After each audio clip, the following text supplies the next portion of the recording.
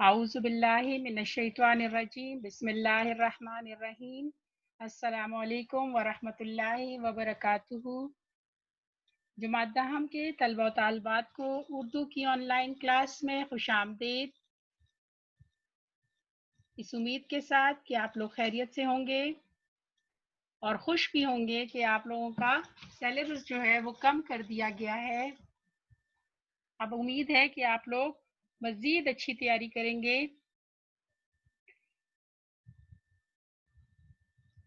Urdu on line class میں آج ہمارا 16واں لیکچر ہے۔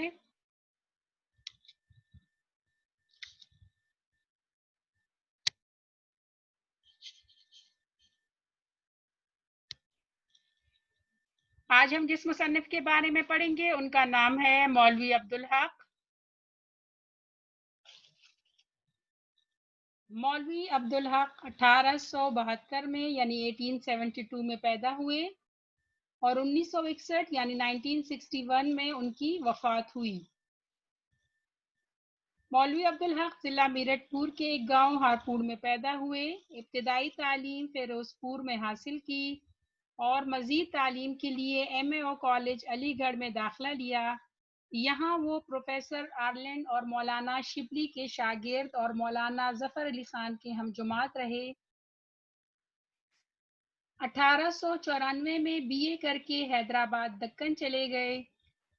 چند سال تک مدرسہ آصفیہ کے صدر مدرس کے فرائض انجام دیے، پھر محکمہ تعلیم میں مختلف عہدوں پر کام کیا۔ اورنگ آباد کالج کے پرنسپل بھی رہے۔ بعد ازاں جامعہ عثمانیہ میں صدر شعبہ اردو رہے۔ 1912 میں انجمن ترقی اردو کی سیکرٹری مقرر ہوئے۔ 1936 میں ملازمت سے سبکدوش ہو کر اردو زبان و ادب کی ترقی دینے میں ہمتاً مصروف ہو گئے۔ ملازمت جب چھوڑ دی تو اس کے بعد انہوں نے اپنی ساری زندگی جو ہے وہ اردو ادب کی ترقی کے لیے کام کیا۔ 1949 میں پاکستان آ گئے۔ 1961 تک انجمن ترقی اردو پاکستان کے صدر رہے۔ ان کی خدمات زبان و ادب اردو کے اعتراف میں الہ آباد یونیورسٹی اور علی گڑھ مسلم یونیورسٹی نے انہیں ڈاکٹریٹ کی اعزازی ڈگریاں عطا کی۔ مولوی عبدالحق ایک بلند پایہ محقق، نقاد، ماہر لغت و نگار اور عمدہ انشا پرداز تھے۔ انہوں نے اردو زبان و ادب کی ترقی و ترویج کے لیے پوری عمر جافشانی سے کام کیا۔ اردو کو پاکستان کی سرکاری، دفتری اور ذریعہ تعلیم کی زبان بنانے کے لیے وہ عمر بھر کوشاں رہے۔ وہ اردو یونیورسٹی قائم کرنا چاہتے تھے مگر ان کی زندگی میں تو یہ ممکن نہ ہوا، تاہم کراچی میں اردو کالج ضرور قائم ہو گیا۔ فی الحقیقت وہ اردو کے بہت بڑے محسن ہیں۔ ان کی ناقابل فراموش خدمات کے پیش نظر انہیں بابائے اردو کا لقب ملا۔ ان کا ادبی اسلوب صاف، سادہ اور دلکش ہے۔ انہوں نے لغت تیار کیا لیکن ان کا سب سے خوبصورت کام ان کے خاکے ہیں جن میں ایسی خوبیاں ہیں کہ ہر پڑھنے والا متاثر ہوتا ہے۔ ان کی تصانیف میں مرحوم دلی کالج، سر سید احمد خان، حالات و افکار، اردو کی ابتدائی نشوونما میں صوفیاء کرام کا کام، افکار حالی، مقدمات عبدالحق، خطبات عبدالحق اور چند ہم اثر شامل ہیں۔ سے پہلے بھی آپ خاکہ پڑھ چکے ہو مرزا محمد سعید کا، اور اب یہ بھی ایک خاکہ ہی ہے۔ آپ کو پتہ ہے خاکہ جو ہے ایک ایسے ہم کہہ سکتے ہیں مضمون ہوتا ہے جس میں کسی ایک شخص کی اچھائیوں کو اس طرح یا اس کی خوبیوں کو اس طرح بیان کیا جاتا ہے کہ اس کی مکمل شخصیت جو ہے وہ ہمارے سامنے آ جاتی ہے، اگرچہ یہ سوانح عمری نہیں ہوتی، یعنی اس کی پوری زندگی کو کور نہیں کرتی، لیکن اس کی اچھائیاں اور کچھ اس طرح کی چیزیں یا بہت اہم باتیں جو ہے وہ سامنے آ جاتی ہیں کہ جس سے ہم شخصیت کا اندازہ لگا سکتے ہیں۔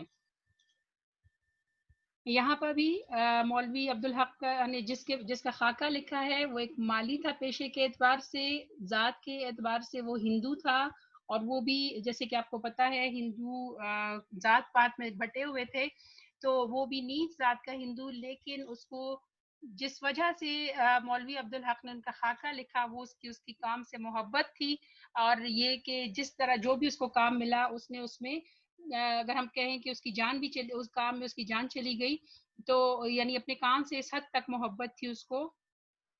और यही बताया गया है कि मेहनत में अजमत है, और ज़रूरी नहीं है कि आप किसी बहुत ऊंचे उससे ताल्लुक़ रखते हो ज़ात से तो तभी आपको इज़्ज़त मिले, बल्कि बाज़ औक़ात बहुत जो नीच लोग होते हैं, यानी जो कम ज़ात के लोग, जैसे हिंदुओं में होता है, वो भी बड़े बड़े काम कर जाते हैं। तो यहाँ पे इस चैप्टर का नाम है नामदेव माली। नामदेव मकबरा राबिया दुर्रानी औरंगाबाद के बाग में माली था। इसको अंडरलाइन कर लीजिएगा। ज़ात का ढेर जो बहुत नीच कौम ख्याल की जाती है, कौम का इम्तियाज मसनूई है और रफ्ता रफ्ता नस्ली हो गया है। सच्चाई, नेकी, हुस्न किसी की मीरास नहीं। ये खूबियाँ नीची ज़ात वालों में भी ऐसी ही होती है जैसे ऊंची ज़ात वालों में। ठीक है, यानी ये वो खूबियाँ हैं कि जिसके लिए हम ये नहीं कहते कि ये किसी खास कौम से वाबस्ता है, या अगर किसी आप ऊंची ज़ात से ताल्लुक़ रखते हैं तो तभी आप में नेकी भी हो सकती है, आप सच्चाई भी हो सकती है, या आप में हुस्न जो है वो आपको मिल सकता है, क्योंकि ये आपके ख़ानदान की तरफ से। बल्कि वो कह रहे हैं कि कुछ खूबियाँ ऐसी होती हैं कि जो नीची ज़ात वालों में भी ऐसी होती हैं जैसे कि किसी ऊंची ज़ात से ताल्लुक़ रखने के लिए रखने वाले में, यानी किस कोई बड़ा काम करने के लिए या किसी नेकी का होना किसी ज़ात से मुंसलिक नहीं है। कैस हो कोहकन हो या हाली, आशिकी कुछ किसी की ज़ात नहीं, यानी इश्क करने के लिए ज़रूरी नहीं है कि कोई जो है वो फरहाद या मजनू बने या बहाली बने, बल्कि इश्क जो है वो कोई भी कर सकता है, क्योंकि इश्क जैसा जज्बा जो है वो किसी की ज़ाती मलकियत नहीं होता। तो यहाँ पे भी वो ये कहना चाह रहे हैं कि खूबियाँ जो हैं वो ज़रूरी नहीं है कि आप ऊंची ज़ात से ताल्लुक़ रखें तो आप में खूबियाँ होंगी, बल्कि ये खूबियाँ जो हैं वो नीचे ज़ात वालों से भी मुंसलिक हो सकती हैं। मकबरे का बाग मेरी निगरानी में था। ये मौलवी अब्दुल हक अपने अब वो उसका किस्सा बयान कर रहे हैं। ठीक है जी। मेरे रहने का मकान भी बाग के अहाते ही में था। मैंने अपने बंगले के सामने चमन बनाने का काम नामदेव के सुपुर्द किया। मैं अंदर कमरे में काम करता रहता था। मेरी मेज के सामने बड़ी सी खिड़की थी, इसमें से चमन साफ नजर आता था।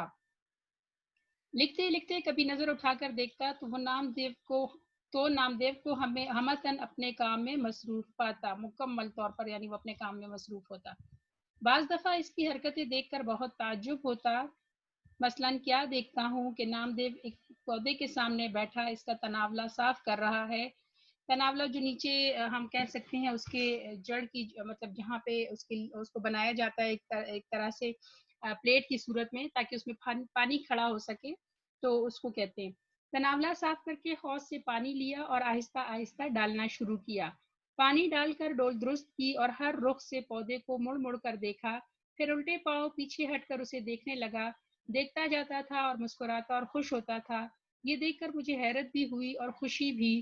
काम उसी वक्त होता है जब उसमें लज्जत आने लगे, बेमजा काम नहीं बेगार है। बेगार कहते हैं यानी जो आपसे जबरदस्ती कोई काम दिया जाता है जिसकी कीमत भी ना हो, और आपसे, यानी वो कह रहे हैं कि काम उसी वक्त आपको अच्छा लगता है जब वो आप उसमें दिलचस्पी ले, जब वो आपको मजा दे। अगर आपको किसी काम में करने में मजा नहीं आता तो फिर वो काम एक बोझ बन जाता है, बेगार बन जाता है, यानी ऐसा लगता है कि जैसे वो काम जबरदस्ती हो रहा है, वो काम दिल से नहीं होता और ना ही वो अच्छा होता है।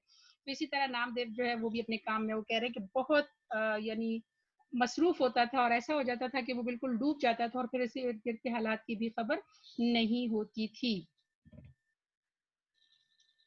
अब मुझे इसमें से अब मुझे इससे दिलचस्पी होने लगी, यहाँ तक कि बाज़ औक़ात अपना काम छोड़कर उसे देखा करता, मगर उसे कुछ खबर ना होती कि कोई देख रहा है या इसके आसपास क्या हो रहा है।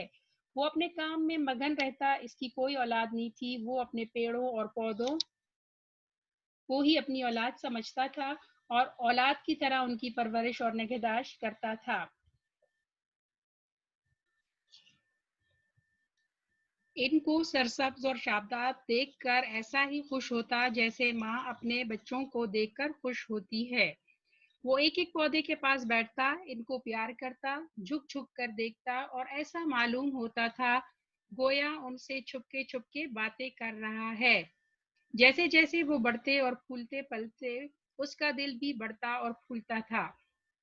ان کو توانا اور ٹانٹا دیکھ کر اس کے چہرے پر خوشی کی لہر دوڑ جاتی۔ ٹانٹا مضبوط، خوشی کی لہر دوڑ جاتی یعنی صاف نظر آتا تھا کہ وہ کتنا خوش ہے،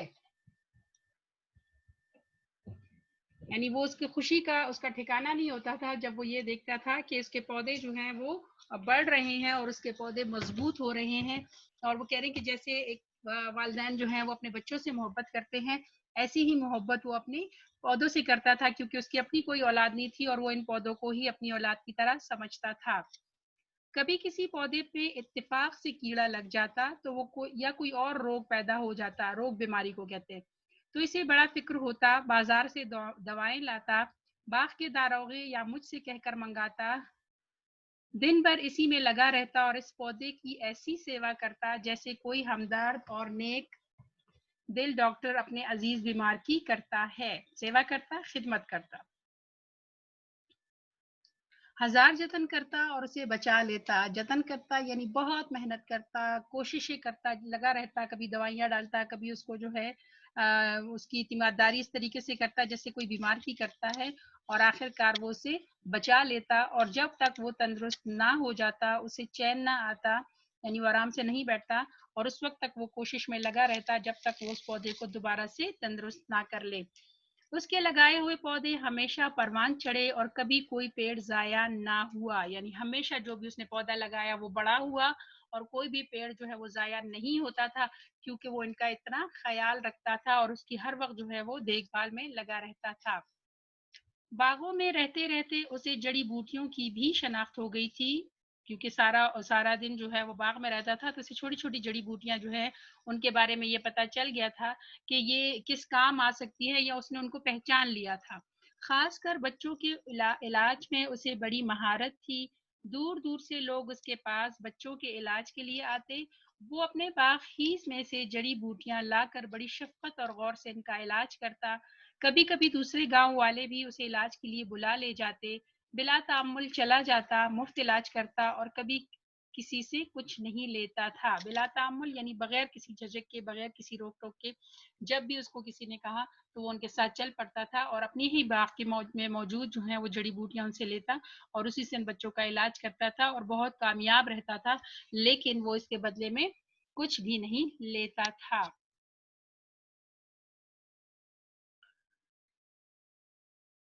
وہ خود بھی بہت صاف ستھرا رہتا تھا اور ایسے ہی اپنے چمن کو بھی رکھتا، اس قدر پاک صاف جیسے رسوئی کا چوکا، رسوئی جو ہے باورچی خانے کو، کہ ایسے ہی صاف ستھرا رہتا تھا اس کا چمن، جیسے لوگ جو ہے باورچی خانے میں اس جگہ کو جہاں پہ کھانا بنتا ہے اس کو صاف رکھتے ہیں۔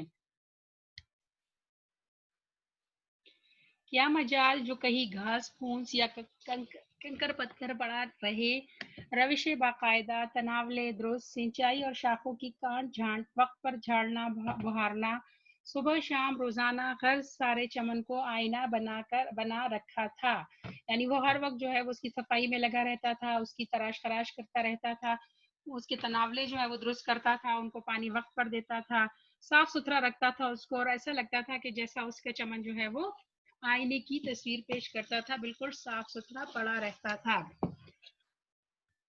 باغ کے داروغہ عبد الرحیم خان فینسی، اس کا نام تھا داروغے کا، داروغہ ہم چوکیدار کو کہہ سکتے ہیں، خود بھی بڑے یا چوکیدار بھی نہیں بلکہ جو حفاظت کرنے والا، یعنی ان تمام کا جو بڑا ہوتا ہے، جو تمام مالیوں کا یا اس کا جو ہے اس کا خیال رکھنے والا جو بڑا افسر ہوتا ہے، افسر بھی مطلب ایک طرح کا ہی ہوگا، خود بھی بڑے کارگزار اور مستعد شخص تھا، یعنی بڑا تیز پھرتیلا انسان تھا، بڑے کام سے محبت کرتا تھا اور دوسروں سے بھی کھینچ تان کے کام لیتے ہیں۔ اکثر مالیوں کو ڈانٹ ڈپٹ کرنی پڑتی ہے، ورنہ ذرا بھی نگرانی میں ڈھیل ہوئی، ہاتھ پر ہاتھ رکھ کر بیٹھ گئے یا بیڑی پینے لگے یا سائے میں جا لیٹے، یعنی اگر مالیوں پہ نظر نہ رکھی جاتی تو وہ کیا ہوتا، وہ جو ہے وہ کام چھوڑ کر آرام سے بیٹھ جاتے یا کسی سائے میں رکھ کے لیٹ جاتے، یا پھر بیڑی جو ہے وہ ہم سگریٹ جو ہوتی ہے جو خود بنائی جاتی ہے دیسی، ٹھیک ہے، تو وہ جو ہے وہ کہتے ہیں کہ وہ پینے لگ جاتی، یعنی اپنا کام چھوڑ دیتے جب تک ان پر نظر نہ رکھی جاتی تھی۔ کیونکہ ان کا خیال ہے مصنف کا کہ عام طور پر انسان فطرتاً کاہل اور کار چور واقع ہوا ہے، یعنی انسان کی فطرت میں ہے کہ وہ سست اور کام چور ہوتا ہے. اگر اس پر نظر نہ رکھی جائے، جب تک اسے ڈر نہ ہو کسی کی کہ مجھے کوئی دیکھ رہا ہے، یا جب تک اس کو کام اس سے زبردستی نہ لیا جائے، تو انسان جو ہے وہ فطرتاً سست ہے. جیسے ہی اس کو موقع ملتا ہے تو وہ کام چھوڑ کر بیٹھ جاتا ہے. تو یہی کام وہ کہہ رہے ہیں کہ وہ مالی جو ہے وہ بھی کرتے تھے. آرام طلبی ہم میں کچھ موروثی ہو گئی ہے، یعنی یہ اب ہمارے آہستہ آہستہ ہماری فطرت کا حصہ بن گئی، اور ایسا لگتا ہے کہ ہمیں وراثت میں مل رہی ہے آرام طلبی کہ ہم زیادہ آرام کو پسند کرتے ہیں. لیکن نامدیو کو کبھی کچھ کہنے سننے کی نوبت نہ آئی. لیکن وہ بھی ایک مالی تھا، لیکن وہ کہہ رہے ہیں کہ اس کو اس باقی مالیوں کی نسبت اس کو کبھی بھی جو ہے وہ کچھ کہنے کی نہیں آئی، کیونکہ وہ اپنے کام سے ہمیشہ جو ہے وہ محبت کرتا تھا.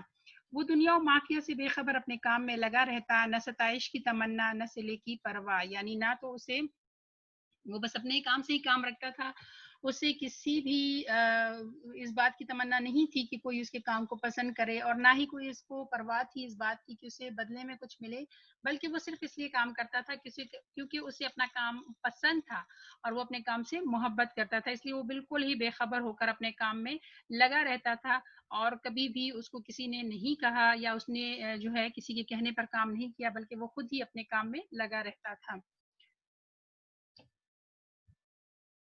ایک سال بارش بہت کم ہوئی، کنوؤں اور باولیوں میں پانی برائے نام رہ گیا، باغ پر آفت ٹوٹ پڑی.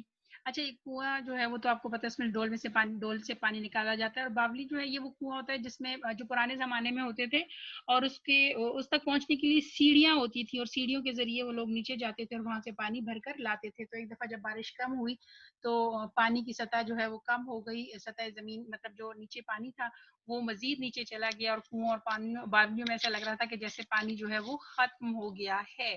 باغ پر آفت ٹوٹ پڑی، بہت سے پودے اور پیڑ تلف ہو گئے، جو بچ رہے وہ ایسے نڈھال اور مرجھائے ہوئے جیسے دق کے مریض. دق جو ہے پہلے بھی آپ کو بتا چکی ہوں، یہ پیلیا کا مرض ہوتا ہے، اور اس میں جو ہے نا جیسے پیلے پڑ جاتے ہیں. تو یہ کہہ رہے ہیں کہ پودے اور جو ہے وہ بالکل خشک ہو گئے تھے، مرجھا گئے تھے، بہت سے پودے ضائع بھی ہوئے، بہت سے پیڑ جو ہیں وہ ٹوٹ گئے، لیکن جو رہ گئے تھے باقی وہ بھی بالکل ہی مرجھائے ہوئے اور نڈھال ہو گئے تھے. لیکن نامدیو کا چمن ہرا بھرا تھا، لیکن اس دوران میں بھی وہ کہہ رہے ہیں کہ اس کا جو چمن تھا وہ بالکل خوبصورت اور ہرا بھرا تھا. وہ دور دور سے ایک ایک گھڑا پانی کا سر پر اٹھا کر لاتا، پودوں کو سینچتا. یہ وہ وقت تھا کہ قحط نے لوگوں کے اوسان خطا کر رکھے تھے. ٹھیک ہے، یعنی لوگوں کے پاس کھانے پینے کی چیزیں نہیں تھی کیونکہ بارش نہیں ہوئی تھی، اور لوگ جو ہیں وہ پریشان تھے، لوگوں کے اوسان خطا ہوئے تھے، لوگ جو ہیں وہ بالکل ہی گھبرائے ہوئے تھے اور پریشان تھے. لیکن اس دوران بھی اس کا چمن جو ہے وہ سرسبز تھا، اور انہیں پینے کا پانی مشکل سے میسر آتا تھا، مگر یہ خدا کا بندہ کہیں نہ کہیں سے لے ہی آتا اور پودوں کی پیاس بجھاتا. جب پانی کی قلت اور بڑھی تو اس نے راتوں کو بھی پانی ڈھونڈ ڈھونڈ کر لانا شروع کیا، یعنی نہ صرف پھر وہ دن کو لگا رہتا بلکہ رات کو بھی اس کی کوشش ہوتی تھی کہ کہیں نہ کہیں سے دن رات اسی محنت میں لگا رہتا کہ کہیں سے پانی ڈھونڈے اور لا کر اپنے پودوں کو دے. پانی کیا تھا؟ یوں سمجھیے آدھا پانی اور آدھی کیچڑ، لیکن آدھی کیچڑ ہوتی تھی، لیکن یہی گدلا پانی پودوں کے حق میں آب حیات تھا. یعنی یہ پانی جو ہے وہ ان کے لیے مزید اچھا ثابت ہوا اور اس کو سرسبز رکھنے میں زیادہ اہم کردار ادا کر رہا تھا، کیونکہ اس کے ساتھ ساتھ وہ زرخیز زمین کی کیچڑ جو ہے وہ بھی ساتھ آ جاتی تھی.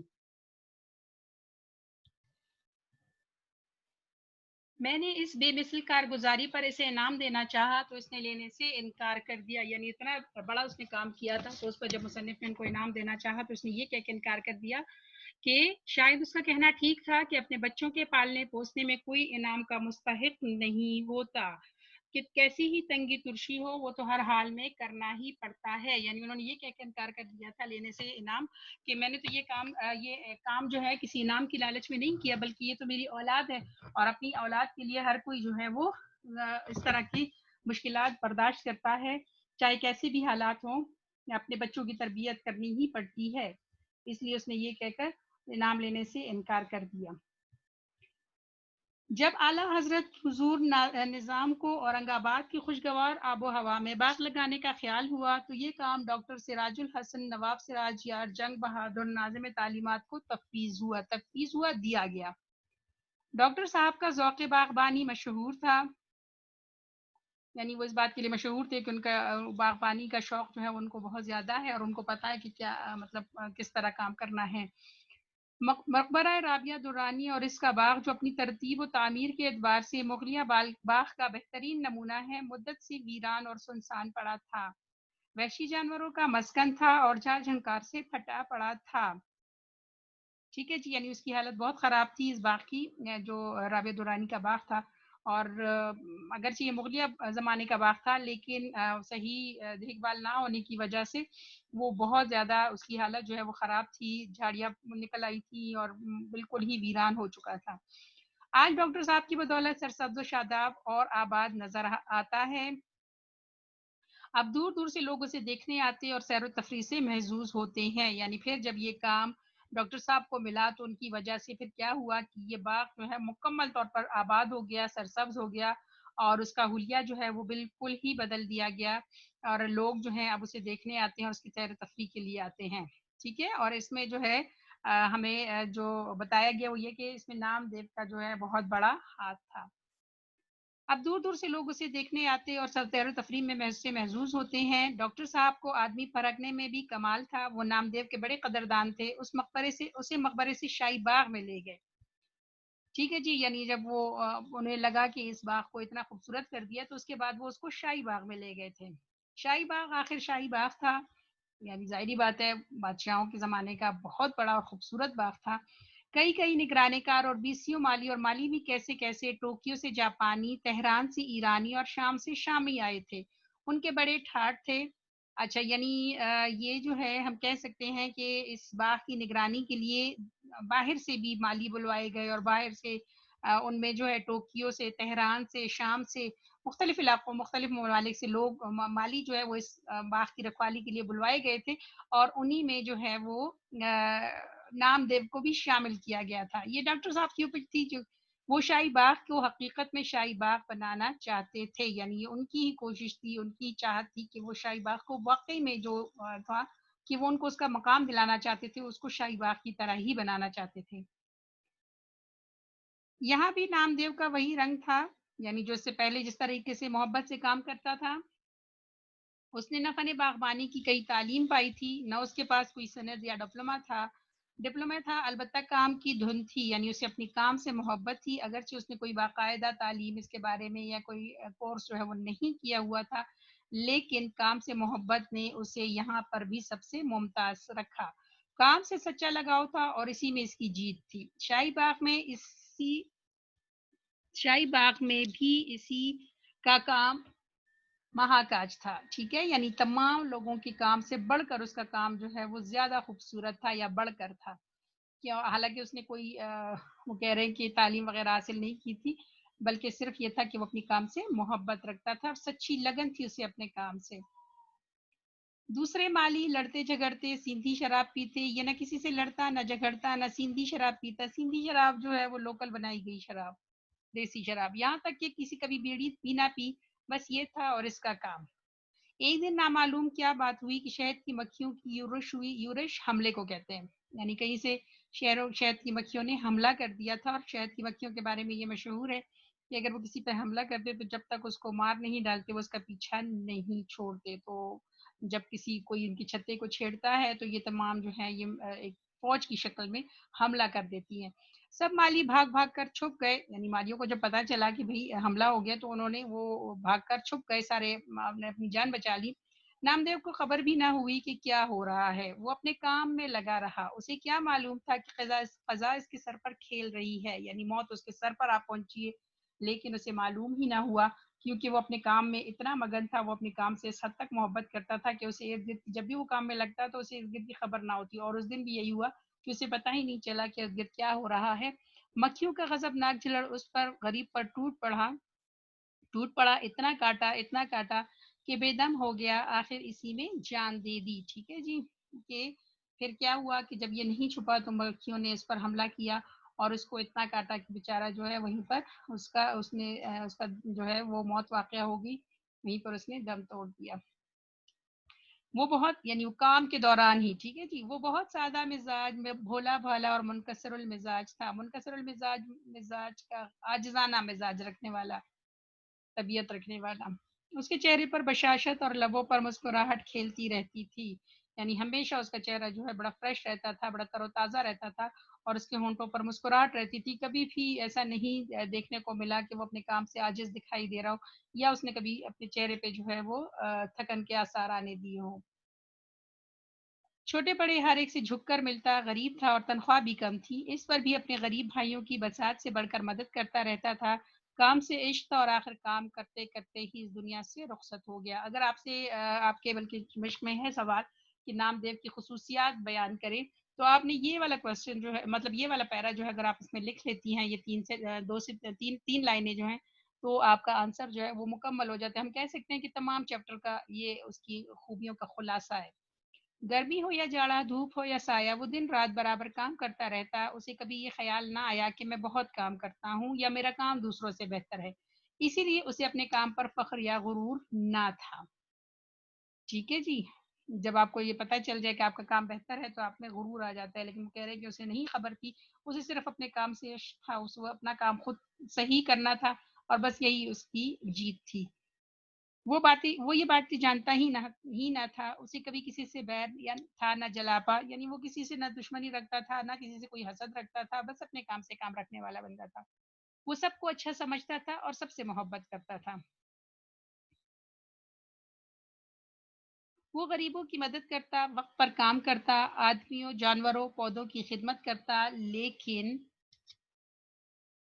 اسے یہ کبھی احساس نہ ہوا کہ وہ کوئی نیک کام کر رہا ہے. نیکی اس وقت تک نیکی رہتی ہے جب تک آدمی کو یہ معلوم نہ ہو کہ وہ کوئی نیک کام کر رہا ہے. جہاں اس نے یہ سمجھنا شروع کیا، نیکی نیکی نہیں رہتی. یعنی جب آپ کو پتہ چل جائے کہ آپ کا کام، آپ بہت اچھا کام کر رہے ہو، یا آپ کا کام جو ہے وہ دوسروں سے زیادہ بہتر ہے، یا آپ کو پتہ چل جائے کہ یہ جو میں کام کر رہا ہوں یہ نیکی ہے، تو پھر انسان کی فطرت ہے کہ اس میں غرور آ جاتا ہے، تکبر آ جاتا ہے، اور وہ کہتے ہیں کہ مصنف کے نزدیک پھر وہ نیکی نیکی نہیں رہتی، بلکہ پھر وہ دکھاوا بن جاتا ہے. ہم چاہتے ہیں، پھر ہم یہ چاہ رہے ہوتے ہیں کہ جی یہ جو ہم کام کر رہے ہیں یا جو ہم نیکی کر رہے ہیں جو دوسروں سے بالکل الگ ہے، تو لوگوں کو پتہ چلے کہ ہم کیا کام کر رہے ہیں. یعنی پھر دکھاوا آ جاتا ہے، مغرور ہو جاتا ہے انسان. لیکن نام دیو کو چونکہ پتہ ہی نہیں تھا، وہ تو صرف اپنے کام سے کام رکھ رہا تھا. اسے تو نہ دکھاوا کرنا تھا، نہ اسے صلے کی پرواہ تھی، اور نہ ہی اس کو یہ شوق تھا کہ کوئی اس کی تعریف کرے. اس لیے وہ جو ہے وہ بہت عاجزانہ طبیعت کا مالک تھا. جب کبھی مجھے نام دیو کا خیال آتا ہے تو میں سوچتا ہوں کہ نیکی کیا ہے اور بڑا آدمی کسے کہتے ہیں. ہر شخص میں قدرت نے کوئی نہ کوئی صلاحیت رکھی ہے. اس صلاحیت کو درجہ کمال تک پہنچانے میں ساری نیکی اور بڑائی ہے. یعنی مصنف یہ سوچتا ہے کہ آخر جب میں اس کو دیکھتا ہوں، اس کے بارے میں سوچتا ہوں، تو میں سوچتا ہوں کہ آخر بڑا آدمی کون ہوتا ہے، یا آخر نیکی کیا ہوتی ہے.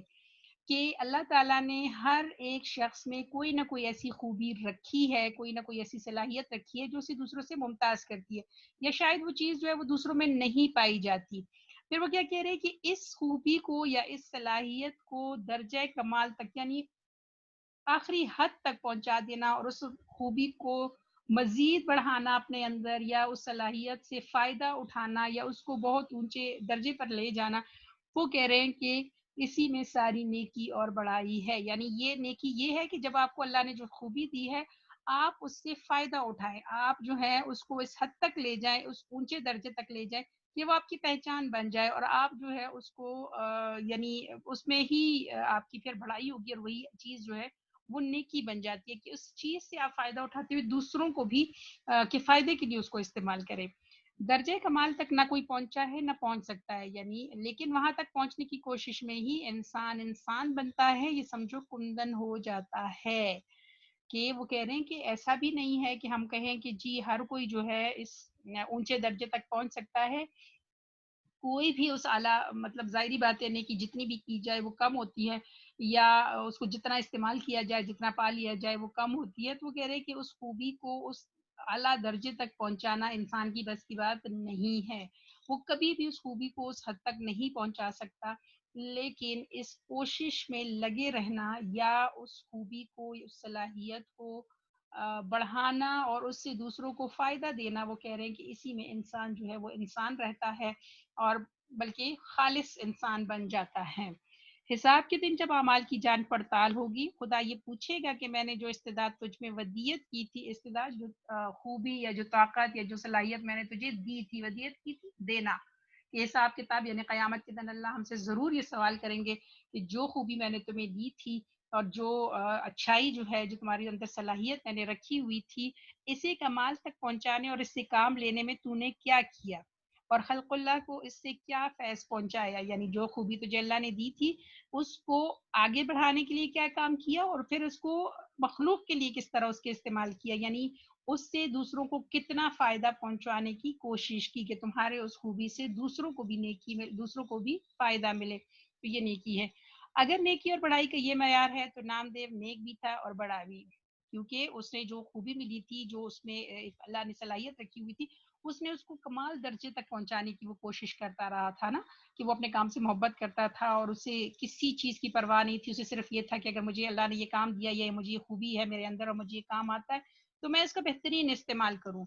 तो वो ये कह रहे हैं कि अगर ये वाक़ई में ऐसे ही ये मयार है, तो नामदेव जो है वो नेक इंसान भी था और वो बहुत बड़ा आदमी भी था तो ज़ात का ढेर पर अच्छे-अच्छे शरीफों से ज़्यादा शरीफ था, यानी अगरचे बहुत अदना नस्ल से ताल्लुक़ रखता था, लेकिन अपनी इस सलाहियत की वजह से वो बहुत से शरीफ लोगों से बहुत बेहतर था।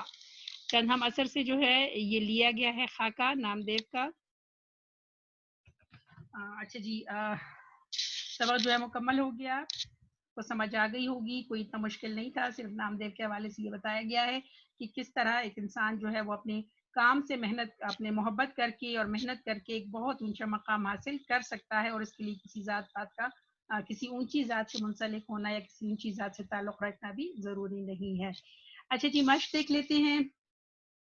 नामदेव ने पाली की किल्लत के ज़माने में चमन को कैसे शादाब रखा, वो लास्ट पैरा पूरा था उसमें कि किस तरह वो पानी ढूंढ ढूंढ कर लाता था, रातों को भी उठ उठ कर वो पानी लाता था और अपने पौधों को पानी देता था और इस तरह वो पानी जो है जो कि आधा कीचड़ और आधा पानी होता था, वो लाकर अपने पौधों को देता था और यही गदला पानी जो है वो उसके चमन को सरसब्ज रखे हुए था। दूसरा सवाल, नामदेव माली ने इनाम लेने से क्यों इनकार कर दिया? जी, उसने कहा था कि अपने बच्चों को पालने पोसने में कोई इनाम का हकदार नहीं होता, इसलिए मैं नहीं लेता, क्योंकि जैसे भी हालात हो वो करना पड़ता है और मैं अपने पौधों को अपनी औलाद की तरह समझता हूँ। तीसरा सवाल है, लोग बच्चों के इलाज के लिए नामदेव के पास क्यों आते थे? क्योंकि उसको जड़ी बूटियों की पहचान हो गई थी और वो जानता था कि कौन सी जड़ी बूटी जो है वो किस बीमारी के इलाज के लिए इस्तेमाल हो सकती थी, लिहाजा वो बड़े मोहब्बत से उनका इलाज करता था और दूर दूर से भी लोग उसके पास आते थे। नामदेव की मौत का सबब क्या था? वो जो जिसमें था कि मक्खियों ने एक दिन हमला कर दिया और उसे खबर नहीं हुई, क्योंकि वो अपने काम में मसरूफ था और मक्खियों ने उस पर हमला करके उसको इतना काटा कि उसकी मौत वाक़या हो गई। मुसन्निफ़ के ख्याल में अच्छा इंसान कैसे बना जा सकता है? ये बिल्कुल अभी हमने लास्ट पैरा में पढ़ा कि अल्लाह ताला ने इसको जो सलाहियत दी है, उस सलाहियत को आला दर्जे यानी दर्जे कमाल पर पहुँचाने की कोशिश में इंसान जो है वो इंसान बनता है। फिर नामदेव माली के औसाफ में सबसे नुमाया वस्फ क्या था, यानी सबसे बड़ी खूबी जो थी वो क्या थी? तो आप इसमें पहले तो उनकी खूबियों का जिक्र करेंगे थोड़ा सा कि उसमें क्या क्या खूबियाँ थी और फिर ये बताएंगे कि उसके तमाम औसाफ में सबसे बड़ी खूबी ये थी कि वो अपने काम से मोहब्बत करता था। ठीक है, कि यानी जो सलाहियत अल्लाह ने उसे दी थी वो उससे सही इस्तेमाल करने की कोशिश कर रहा था। अच्छा जी, नेक्स्ट सवाल आपका है कि दुरुस्त जवाब का इंतखाब करें। सबक नामदेव माली किस किताब से लिया गया है? पहला ऑप्शन है चंद हम असर, यही इसका सही ऑप्शन है। दूसरा है जी मकबरा राबिया दुर्रानी कहाँ वाक़या है? मकबरा राबिया दुर्रानी औरंगाबाद में वाक़या जी। फिर अगला है बाग के दारोगा कौन थे? तीसरा ऑप्शन अब्दुल रहीम फैंसी, ये तीसरा ऑप्शन इसका सही है। फिर जी नामदेव बड़ी तनदेही से काम करने अपने काम में मसरूफ और मगन रहता था, इसकी वजह थी, ये चौथा ऑप्शन अपने काम से मोहब्बत। अगला, मुसन्निफ ने किस चीज़ को बेकार कहा है? मुसन्निफ ने बेमज़ा काम को बेकार कहा, यानी जिसमें आपको मज़ा नहीं आता वो काम जो है वो बेकार होता है। अच्छा जी, मुसन्निफ ने इंसान की फितरी कमज़ोरी के बिना पर इसे कहा है। काहिल और निकम्मा, इसको ज़रा कंफर्म कर लीजिएगा। फिर गदला पानी पौधों के लिए था आबे हयात, ऑप्शन नंबर 4।